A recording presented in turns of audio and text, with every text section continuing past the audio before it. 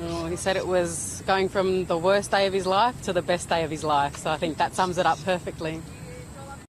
We're in a pretty privileged position to be sports stars, and obviously seeing that hurt us in so many ways, and thought very quickly about what we can do to lift his spirits first and foremost. And one of the vehicles in Aboriginal communities is rugby league, and this game's a very important game within those communities. So what better way to get Quaden down here on the Gold Coast, be a part of our team, lead us out like the young warrior he is, and show him that we love him, that the broader community love him, and he's doing a wonderful job in standing up for this type of behaviour.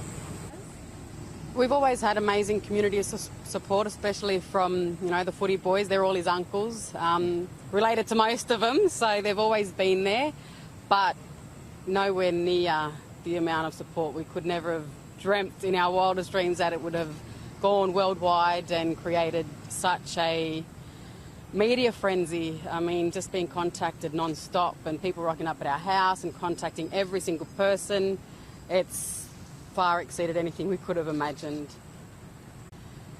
It's every parent's worst nightmare, losing their babies, and for me that's my reality every day. That's what I have to prepare for, the worst, because everything he's going through, and with his medical condition, the suicide attempts are very real and people don't understand that.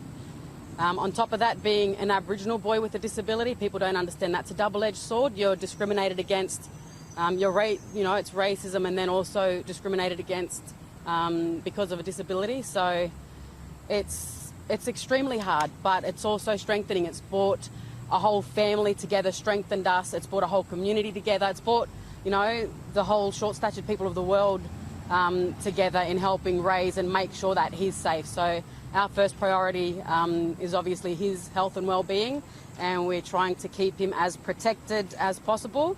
With going public, there are pros and cons, so his safety and health and well-being is always our first priority. There are way too many people suffering in silence, and my heart goes out to those families that have already lost their children to bullying. It's been way too many, and it's something that needs to be addressed. It's an international crisis, and it demands urgent attention.